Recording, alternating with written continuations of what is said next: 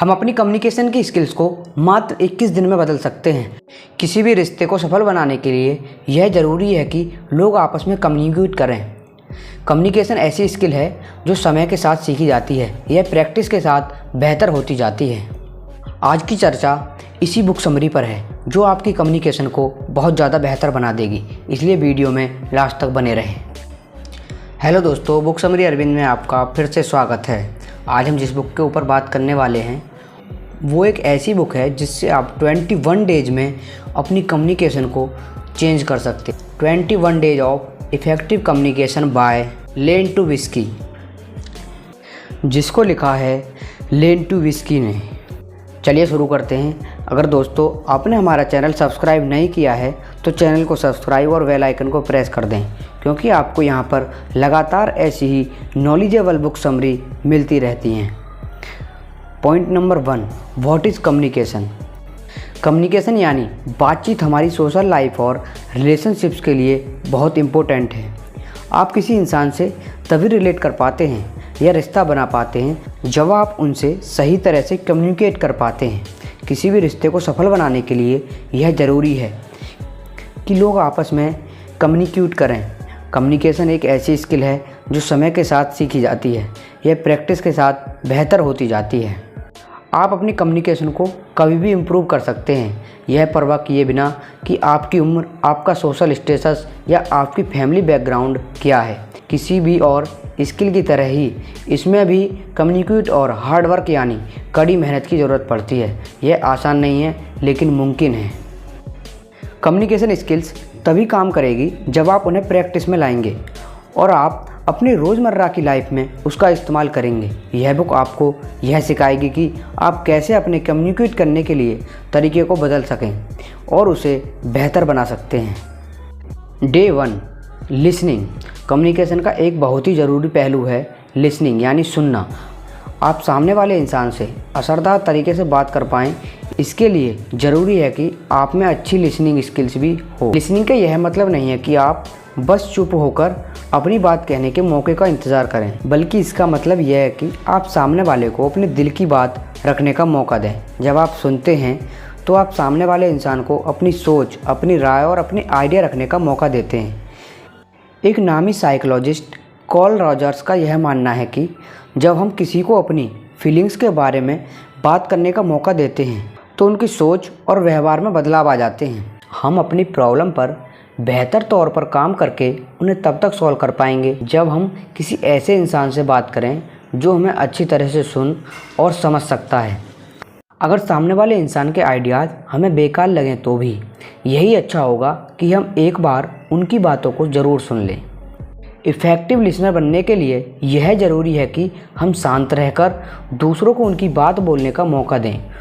दूसरों की ओर सब्र और समझ दिखाकर हम उन्हें यह मौका देते हैं कि अपनी प्रॉब्लम को हैंडल और उन्हें सॉल्व करने के नए तरीक़ों को ढूंढ सकें। आप बेहतर लिसनर कैसे बन सकते हैं?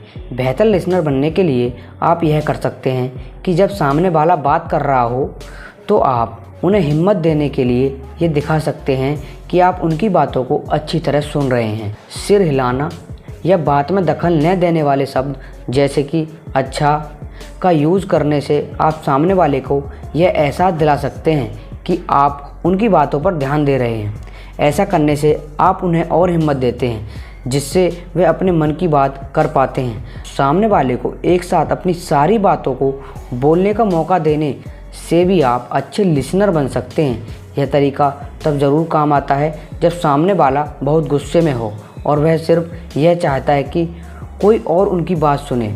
ऐसा करने से उसका गुस्सा कम होगा और वह इंसान शांत हो जाएगा। जब कोई इंसान आपसे इन्फॉर्मेशन शेयर करता है तो आप उन्हें जज करते हैं और यह अंदाज़ा लगाते हैं कि वो इस वक्त कैसे हालात से गुजर रहा है, सामने वाला कैसी सिचुएशन एक्सपीरियंस कर रहा है। यह समझने के लिए आप अपने मन में उसे लेकर कई बार थ्योरीज बनाते हैं। यह आपकी ओर से एक गलती है। जब सामने वाले इंसान को यह पता चलेगा कि आप उन्हें जज कर रहे हैं, यानी उन्हें लेकर अपने मन में कोई राह बना रहे हैं, तब उन्हें यह बात अच्छी नहीं लगेगी। आपको सलाह देने से खुद को रोकना चाहिए जब तक कि सामने वाला खुद एडवाइस ना मांगे। आपको सामने वाले को यह भी नहीं कहना चाहिए कि आप समझ सकते हैं कि वह किस दौर से गुजर रहा है, क्योंकि आप सच में यह बात नहीं समझ सकते। ऐसा हो सकता है कि आप भी उन सिचुएशन से मिलती जुलती सिचुएशन से पहले कभी गुजरे हों, लेकिन यह ज़रूरी नहीं है कि आपके रिएक्शन भी उनके जैसे होंगे। हमारा स्वभाव, इमोशंस, पिछले एक्सपीरियंस और फैमिली बैकग्राउंड एक दूसरे से अलग होते हैं। जब कोई आपसे सलाह मांगे तो आपको यह सोचना चाहिए कि वह इस पर कैसे रिएक्ट करेगा और यह समझना चाहिए कि आपको कब रुकना है। Day 2, avoid interrupting. आपको ऐसे किसी इंसान से बात करते हुए कैसा लगता है जो आपको बात में बीच में टोकता रहता है? ऐसे इंसान से चिढ़ होना नेचुरल है। सामने वाले को भी ठीक ऐसा ही फील होता है जब आप उनके साथ ऐसा करते हैं। जब आप किसी से बहस कर रहे होते हैं तब आप सामने वाले की बात को काटकर अपनी बात रखते हैं ताकि आपकी आवाज़ सुनी जाए, या जब आप किसी ऐसी टॉपिक पर डिस्कस कर रहे हैं जिसे लेकर आप बहुत फैसिनेट हैं, तब भी आपको सामने वाले की बात काटकर अपनी बात बताने का बहुत मन करता होगा। सामने वाले की बात काटकर आप उन्हें गैर ज़रूरी महसूस कराते हैं। उन्हें यह भी लग सकता है कि आप उन पर ध्यान नहीं दे रहे जिसके वे हकदार हैं। उन्हें यह भी लगेगा कि उनके आइडिया आपके आइडिया से कम इम्पोर्टेंट हैं, जिससे आपके रिश्ते पर एक नेगेटिव असर पड़ सकता है। अगर आप बार बार किसी को टोकते रहोगे तो वह ठीक से सोच भी नहीं पाएगा।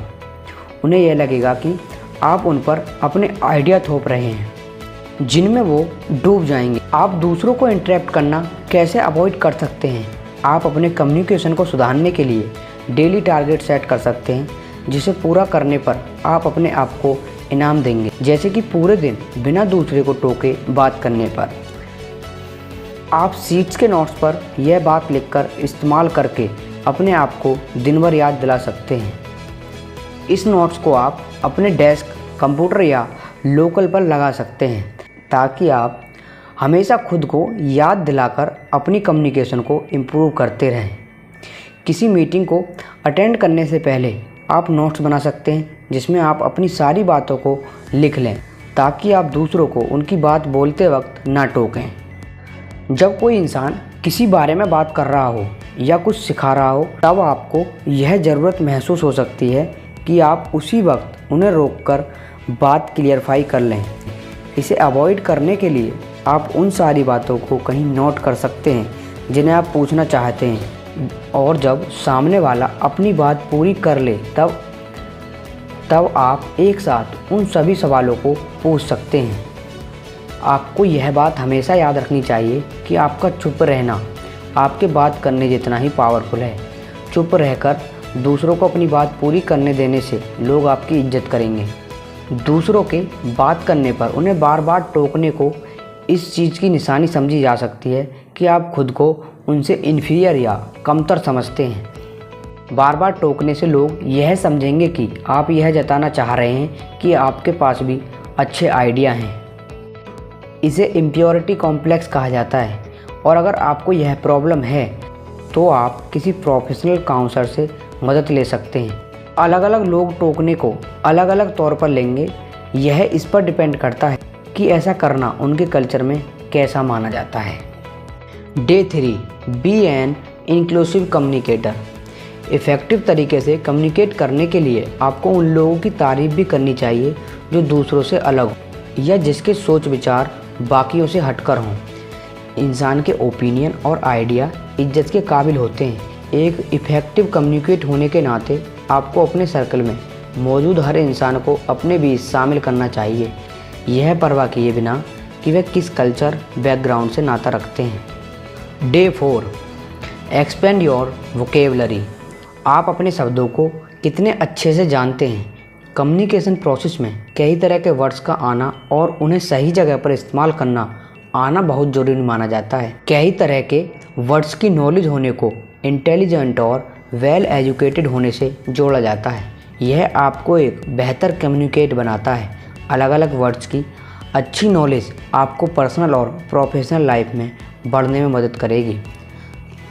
जॉन कॉर्नर ने यह पता लगाया कि जिन लोगों को शब्द की ज़्यादा जानकारी होती है उन्हें काम में टॉप पोजीशन में रहने का मौका मिलता है और वे ज़्यादा सक्सेसफुल होते हैं। अच्छी कम्युनिकेशन इस बात पर भी डिपेंड करती है कि आपको कितने वर्ड्स की जानकारी है और उन्हें कब, कहाँ और कैसे इस्तेमाल किया जाए, इस चीज़ की भी जानकारी होनी चाहिए। कम्युनिकेशन किसी भी कामयाब रिलेशनशिप का आधार है। जब आपको ज़्यादा वर्ड्स की जानकारी होगी तब आप अपने मन की बात बेहतर तौर पर एक्सप्रेस कर पाएंगे और नए आइडिया आसानी से समझ पाएंगे। शब्दों की अच्छी जानकारी होने से आप लिखने और पढ़ने के जरिए लोगों से बेहतर तरीके से कम्युनिकेट कर पाएंगे और बेहतर और मजबूत रिश्ते बना पाएंगे। वोकैबुलरी एक मजबूत प्रोफेशन बैकग्राउंड बनाने के लिए भी ज़रूरी है। अपनी वोकैबुलरी को कैसे सुधारें?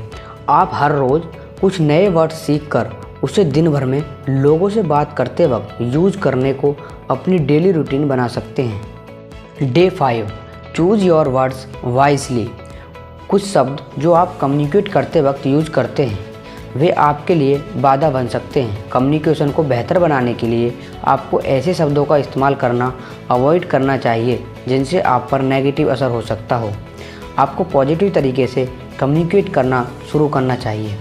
ऐसा करने से आप चीज़ों को एक नए नज़रिए से देखना शुरू कर देंगे। जो चीज़ें आपको पहले रुकावट जैसी दिखाई देती थी वह अब आपको नए मौके की तरह दिखने लगेंगी। जब आप लेकिन जैसे शब्द का इस्तेमाल अपने सेंटेंस में करेंगे तो इससे आपके सेंटेंस का पूरा मतलब बदल सकता है। आप अपने पोटेंशियल को कम बताते हुए बहाने देने लगते हैं। मिसाल के तौर पे अगर आप यह कहें कि आपको छुट्टियों पर जाना अच्छा लगता है लेकिन आपको उड़ने से डर लगता है, आपको यह पता चलता है कि आपका उड़ने को लेकर डर आपको छुट्टियां एंजॉय करने से रोक रहा है। जब आप इस लेकिन को और से बदल देंगे तो आपकी सेंटेंस का पूरा मतलब बदल जाएगा। जब आप यह सोचते हैं कि आपको छुट्टियों पर जाना अच्छा लगता है और आपको उड़ने से डर लगता है तो इससे यह पता चलता है कि यह डर आपको छुट्टियां एंजॉय करने से नहीं रोक सकता। आप फिर भी छुट्टियों में एंजॉय करने के लिए बाकी की चीज़ें कर सकते हैं या सबसे बेस्ट यह है कि अपने डर पर काबू पा सकते हैं। इस तरह से आप अब तक का इस्तेमाल कर सकते हैं। आप तक लगाने से यह साबित होता है कि आप में भी अभी भी उम्मीद बाकी है और आप किसी भी चीज़ को अभी पा सकते हैं। Day 6, watch your pronounce. अपने बारे में बात करना अच्छा लगता है ना? हम अक्सर किसी भी बातचीत में मैं का इस्तेमाल करते हैं और ऐसा करना नेचुरल है क्योंकि हम इंसान हैं, मगर हमें इफ़ेक्टिव तरीके से कम्युनिकेट करने के लिए बैलेंस बनाना आना चाहिए ताकि सामने वाले को भी यह लगे कि उसका सम्मान और उसकी तारीफ़ की जा रही है। यूनिवर्सिटी ऑफ कैलिफोर्निया के द्वारा की गई एक रिसर्च से यह बात सामने आई कि घमंड और अपने बारे में बात करना आपस में जुड़े हुए हैं। इस रिसर्च में 24 आदमियों और औरत को अपने पसंद के टॉपिक पर बात करने का मौका दिया और उनकी बातों को रिकॉर्ड किया गया।